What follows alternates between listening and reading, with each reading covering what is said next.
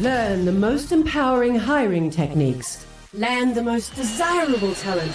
Launch your company towards massive success. This is the Hire Power Radio Show with your host, Rick Girard. All right, entrepreneurs are builders by nature, and we see the possibility where others see problems. Now, we look at a candidate and think they're smart, they're hungry, and with right coaching, they'll figure it out. But hiring based on potential instead of proven ability creates a dangerous pattern. Every time you put someone into a role they can't fully execute, leadership quietly becomes the backup plan. The manager starts covering mistakes, the founder fills the gaps, processes become workarounds, and then clients start feeling the inconsistency.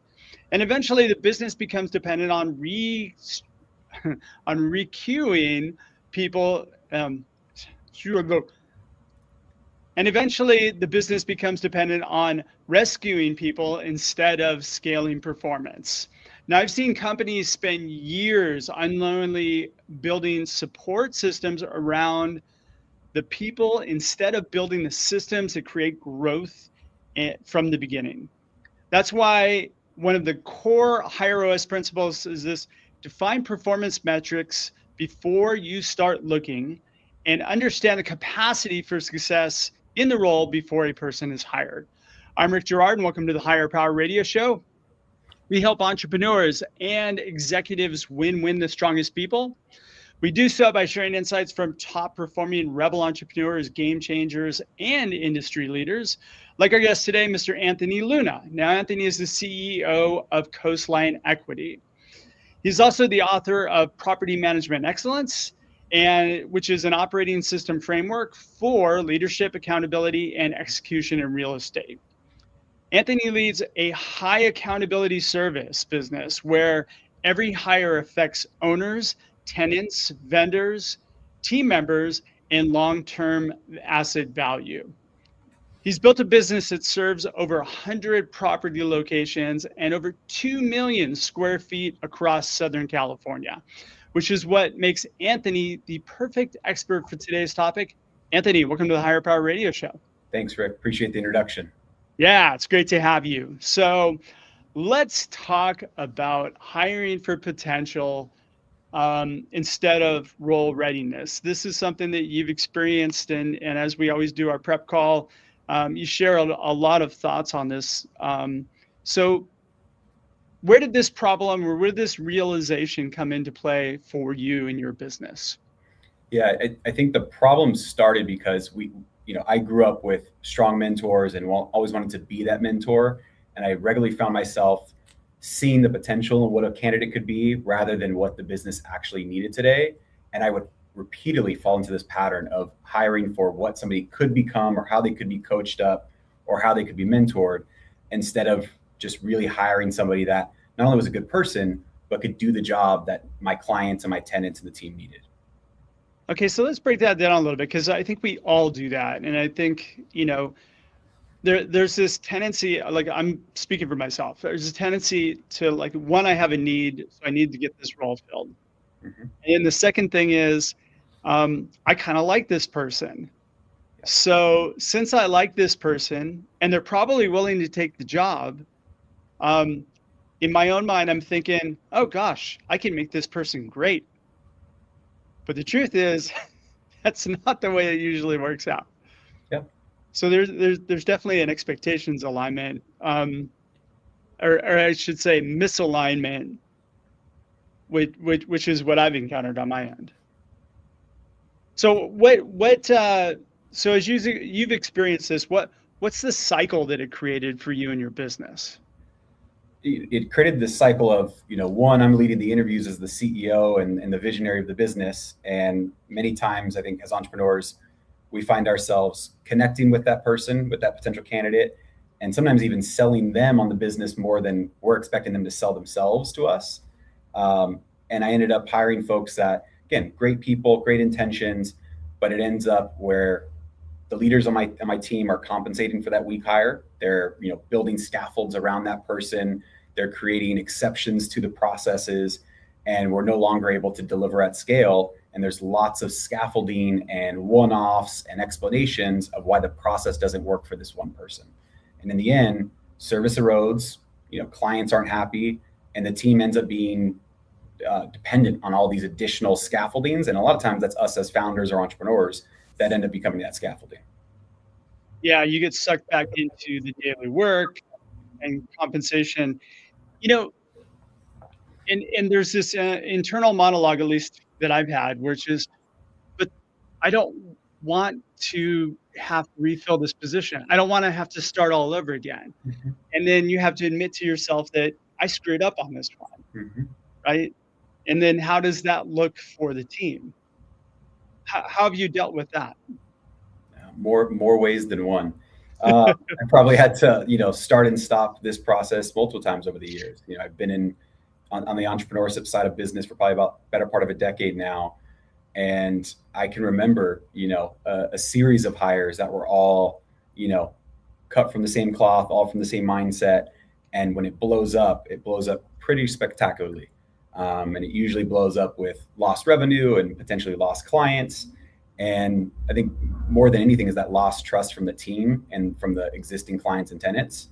I think just this culture starts to breed of, more scaffolding and more dependency on one or two people, and a lack of trust from the team in the leadership team's ability to make the right decisions. Yeah. Well, so there's a couple things. I think one of the things that I've learned is that when you talk about scaffoldings and systems and having process in place is number one, you really have to understand your foundation. What behaviors drive success in the organization. And then, and I spent a year as a recruiter, right? Where I've had to figure out a lot of this. And one of the things that became apparent probably my second year into like pivoting my business and doing executive retained search was that we're not trained how to interview. Very, very few people in their career have ever been trained how to interview. And we ask questions, we have conversation, but we never really get clear signal. We get a lot of noise, and we hear what we want to hear, and that's what we latch onto. Rather than seeking the truth, we try to seek confirmation. Thoughts on that at all? I think that's an aha and a kernel for me to take back and even kind of dig into in some of the work you've done and some of the writing you've done as well. Because even as I think about that, for myself, where did I learn interviewing? Probably goes back to many, many years ago when I was, first starting my career in nonprofits and probably learning that place. And in a lot of ways, those skills are not transferable. And that's probably how I ended up in this situation of hiring for potential. When I was in nonprofits, I used to manage boys and girls clubs across California. And we had a saying in boys and girls clubs: you hire for heart, the rest of it's trainable. And in a nonprofit with, young college students or recent graduates with a high turnover rate, people that are working seasonal, that's true. You are hiring for heart, you're training them on the rest of it. But that's not necessarily the case in a service business like ours. Like, yes, we absolutely want to find a culture fit, but they do need to have some other skills beyond just the core values and the heart. And I think I missed that for many years. So very true. Are you listening to the Hire Power Radio Show? For our podcast listeners, we're going to take a quick educational moment from our sponsors. All right, I'm digging in deeper with our guest, Anthony Luna, and we just talked a little bit about hiring for potential as opposed to hiring for capacity. So you've had this realization, Anthony. Now, what did you do about it? How did you solve this issue in your business? So most recently, we've completely rebuilt how we do interviewing and hiring. And the first step was to get myself out of that seat and understanding that I was the biggest part of the problem. I was hiring people that I was excited about in that interview and was missing that ability to discern, could they do the work on day one, and really put that shift to our supervisors. So anybody that is looking for a new hire at Coastline Equity, the supervisor themselves is responsible for building the deliverables. What are the 5 to 7 outcomes that person needs to be able to do on day one? What do the first 45 days look like? What success look like for that person? What success look like for themselves as a supervisor? And then ultimately, we operate on EOS, the entrepreneurial operating system. So we want to see that by 90 days, they're in the green within their scorecard. So can they learn what their scorecard is? Do they know how to move those numbers? And can they get to green performance by 90 days?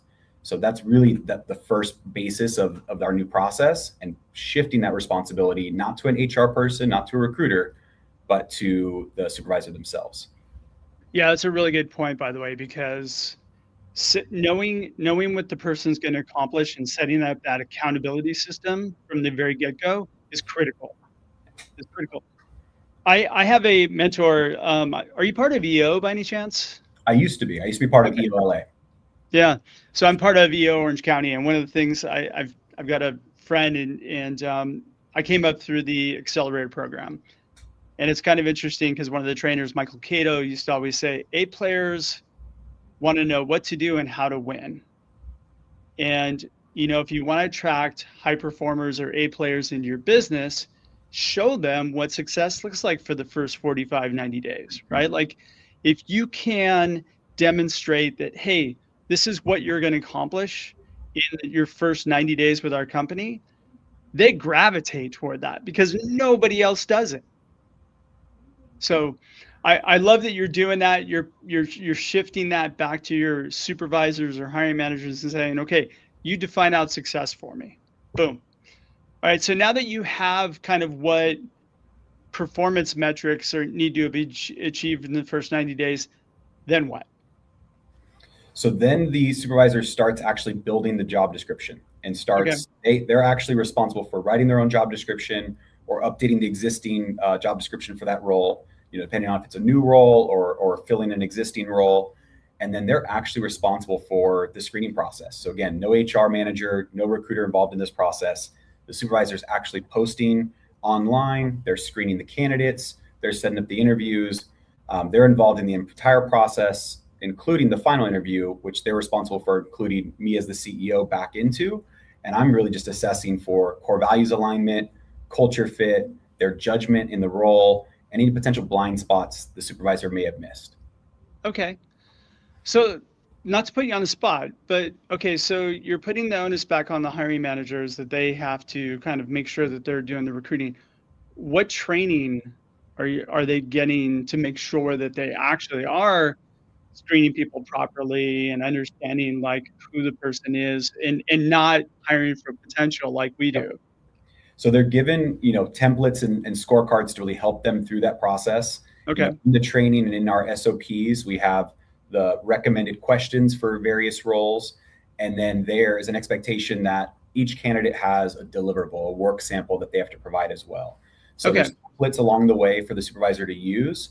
And then currently, this is something that we've just rolled out in the last 2 quarters. I'm personally walking through this process with each of our hiring managers as they have new team members that they're recruiting for. So we have an online training system that we call Whale.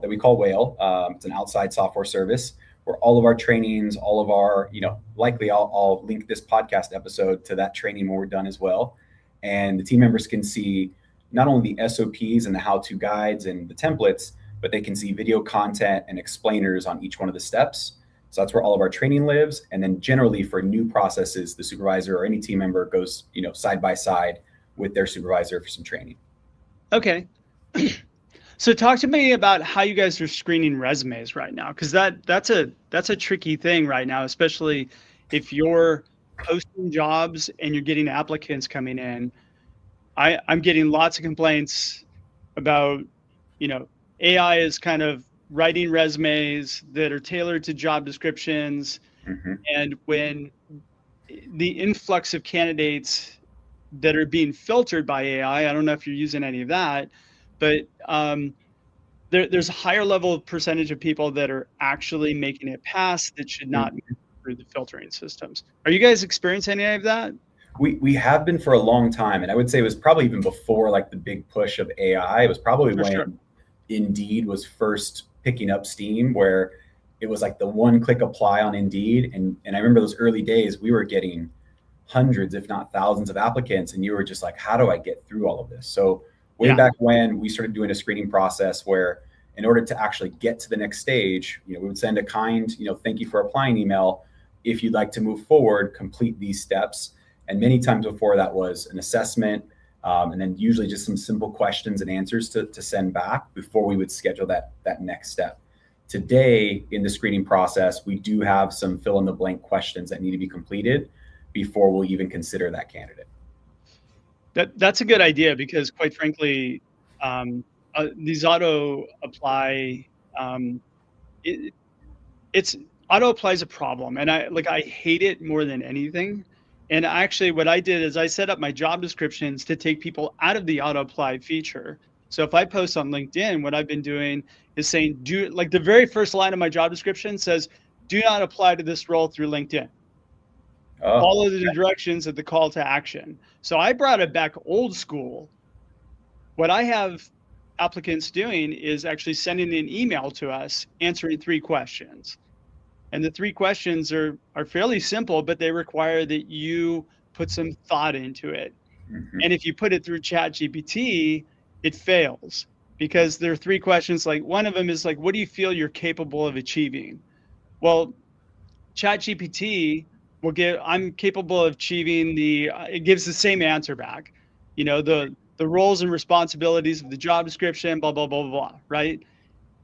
So you can see whether or not they use AI to respond back to it. And we just simply have an auto reply. Hey, look at, you didn't put any thought into this. Thanks so much, but best of luck in your job search. Interesting. Yeah. And I think that's a lot of what we have to do in general with all parts of business. So like screening out people that didn't use a thoughtful response. Because I think we know everybody's using AI. Are you using it in a way that adds value, or are you just copying and pasting, and you're probably one of the people that will be replaced by a future agent rather than somebody that uses it as a tool to 10x yourself? That's such a good that's such a good point. And I'm finding a lot of people are complaining about not being able to find work or get jobs. But when you show, like, when you're in an interview process, if you're a candidate, the truth is you should be putting your best foot forward. Mm-hmm. And the effort you put into your job search is the same effort you're going to put into your job. So if you do everything lazy, don't expect to get a job these days. I mean, like, I know this is going to be wildly unpopular with people, and I'll probably get flamed for saying it. But the truth is, you don't deserve a job if you're just going to, like, do a lazy job. Like, we're not in a market where people are just desperate to fill seats. We're in a market where people are cautious, and they want to hire smart people that are going to help them build their business. And if you can't demonstrate that, you're not going to get hired. And teams are leaner than they were a couple of years ago. I can even think of our own team where, because of some of the automation and AI, we can be leaner, but we do need stronger people to be able to use the tools the right way. Yeah. I have a question back to you. How much of the conversation around people not being able to find jobs or not be able to find them fast enough is contributed by this auto apply feature that's out there? Well, I think there's two mechanisms I think that are showing up. There's one, people who actually write their own resumes and apply naturally are getting filtered out. So you're not getting the strongest people that are coming through the funnel most of the time. So if you take people out of that and you allow those people to excel by sending you an email, now it's a different. You're putting people you're allowing people to show their capacity to do the work, right? The second thing is hiring managers today are scared to hire the wrong person because everybody's running lean. Mm-hmm. They know that if they make a bad hire, that they could be on the chopping block. Yeah. So those are the two major contributing factors that I'm seeing with most companies right now. Are you guys experiencing that at all? We're definitely hiring much more intentionally. We're hiring. We're growing slower, is what I would say. There was a period of time, probably in 2023 and beyond, or prior to 2023, where we were just growing very, very fast. We were growing our headcount, we were growing our client list, and probably just moving way too fast and realizing that we were, one, bringing in clients that weren't an ideal fit for us, and we were customizing product and services, and it wasn't a fit. And then we were doing the same thing on the team side, where we were hiring folks that, again, going back to hiring for potential. And because of that, we were adding way too much headcount, and we were bringing on, again, clients that weren't a good fit. So in the end, profitability was just way down the tank. So we were a team of about 50 folks in 23. We're down to about 25 today. Okay. Definitely needed to cut some clients to get there, but kept our ideal fit clients that could truly fit into our proven process and really wanted the level of service that we offer. So you essentially niched down and essentially went heavy on core values for not just employees, but for customers too. Exactly. Yeah. Exactly. That's I've seen a lot of companies do the same thing. They shed their bad customers, and they're not necessarily bad customers. They're just bad customers for them. Mm-hmm. Yeah. They weren't the right fit. They're gonna be much happier with somebody else, and that property manager will be much happier with them as a client as well. So yeah, it's a win-win in the end. Okay, so you got managers that are responsible for running the first component of the interview. So they're evaluating, they're doing the screens, they're running the competency part of the interview. And then how do you have them testing for role competency before they hand them off to you? It really depends on the role. So for our most frequent hires are going to be our property managers. And for those folks, we're doing work samples on whether or not they can identify what a true emergency looks like. And then once they identify that work order emergency, can they actually draft the communication to the vendor and ultimately to the client, giving them the update on, here was the issue we found, here's how we handled it, here's the cost, no decision needed because this was an emergency. So really having them show us that not only can you identify the issue, but you know how to communicate with the stakeholders along the way in a professional way. So you're creating a work scenario where, like, essentially, hey, look, here's a problem statement. Mm-hmm. Create and solve this problem for our customer, and then draft the communication and get it out to the proper people. Now, are you guys doing this in real time, or is this something that you give them an assignment to take home to do? No, we're doing this in real time. So again, I think because of the age of AI, that's really probably the only way we could do this is to really assess in the interview, can they do it? And again, we're not looking for perfection, but we're looking for accuracy in the details. Do they have the right judgment? Did they prioritize this issue in the right order? How was their communication? And then was this the right type of answer for the role? The way a maintenance manager is going to respond to the issue at hand is going to be very different than a property manager. That is very true. Yeah, I'm finding that a lot of people are pulling back and they're doing these a lot. Like we actually call them working sessions. Working sessions are far more valuable because you have somebody live doing the work while you're there.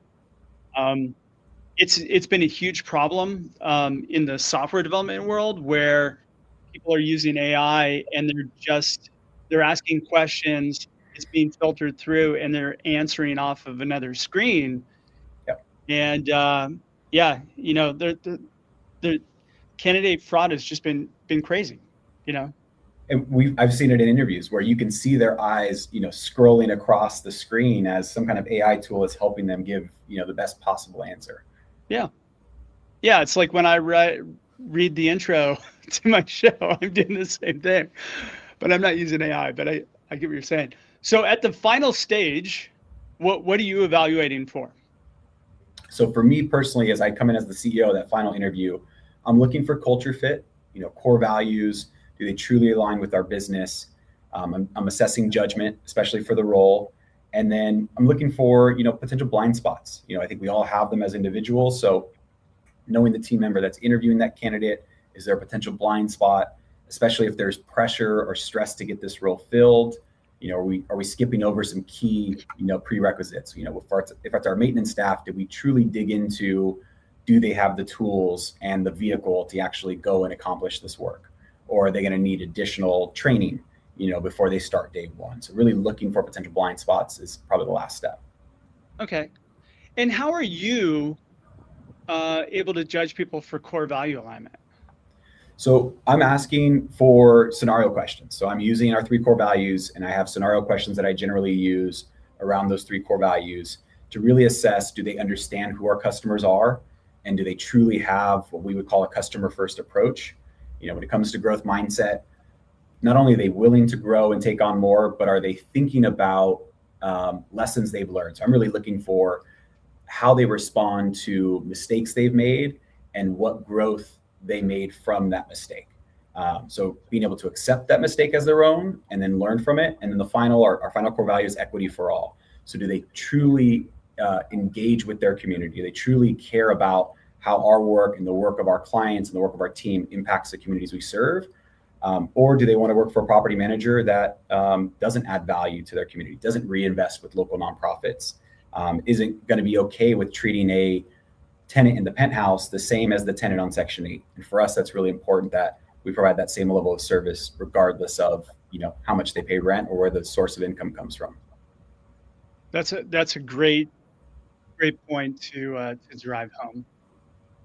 All right, well, we're getting pretty close on time. Anthony, what would you say would be 2 or 3 key takeaways that you can give the audience that can plug into their business today? Yeah, I would say for me, it's the thing I would share is stop hiring for potential or stop hiring the projects. Really hiring people that can do the job on day one and have the skills and the competencies to do so. And I think the second big takeaway that I've learned in the last few quarters is the managers need to own that hiring process. When they're not engaged in that process, they don't understand the timeline. They may not understand the candidate pool. And ultimately, it creates an environment where that manager on day one has interacted with that candidate at such a level for so many interactions. There is a level of relationship already on day one, and they aren't starting from zero. Yeah, and you also need to make sure that they follow your process too. I find that a lot of times managers go off script. They have conversation. I just want to see if I vibe with the person. So when you have guidelines set in place, it's critical that the managers stick to those guidelines. And don't create their own little shortcuts. I think every team member, we've got to really assess for that as the team evolves, they start to create their own shortcuts and faster way of doing things and can deviate from that process. Yeah. I've learned that hiring managers have 3 different interviews. They have the, oh my God, this person looks awesome, the assumptive interview, right? Okay. And then they go into sales mode. The second one that they have is, well, I'm not really quite sure, but I'll give them the benefit of the doubt. So and that's the more exploratory one where they're trying to really learn about the person. And then there's the third one, which is also assumptive or bias driven, which is, oh, hell no, I'm not going to hire this person. I've already made the decision that this person's not going to get through. And they're looking for reasons not to hire the person. And I think what's critical is they got to lock in on that second one every time, no matter what. Yeah. So Fair point. I might even challenge you to not give the hiring managers the resume before they actually have a conversation. Interesting. Think about that one. Yeah. Shoot, Anthony, thanks so much for your time investment today. And I want to welcome you to the Hire Power Radio community. Now, what would be the best way in which members of the community can find you, your book, and your company? Yeah, probably best way to find me is on LinkedIn. I'm very active on LinkedIn with articles and posts, as well as Instagram. So you can find me. My name is Anthony A. Luna. And the book is available at every major retailer. So Barnes & Noble, Amazon, your local bookstore. The book is called Property Management Excellence. Perfect. All right. Well, I want to thank you for tuning in this week's episode of Hire Power Radio. A quick thanks to our team, Brian Colburn, Andrea Ballin, Krish Marwa, and Ayla Gerard. If you're listening to the podcast, please subscribe, review, and share. After all, this show's for you. And we want to continue to bring you valuable content week after week. You can check us out further on Hire, H-I-R-E, Power, P-O-W-E-R, radio, R-A-D-I-O.com, or you can drop me an email at Rick, R-I-C-K, at intertru, I-N-T-E-R-T-R-U.ai. I'm your host, Rick Gerard, and you have been listening to the Higher Power Radio Show. Aloha. Thank you for listening to Higher Power Radio. Catch our LinkedIn Live show every Tuesday at noon, or download the podcast on iHeartRadio, iTunes, YouTube, or your favorite podcast platform. We appreciate you joining us on Higher Power Radio with your guide to hiring success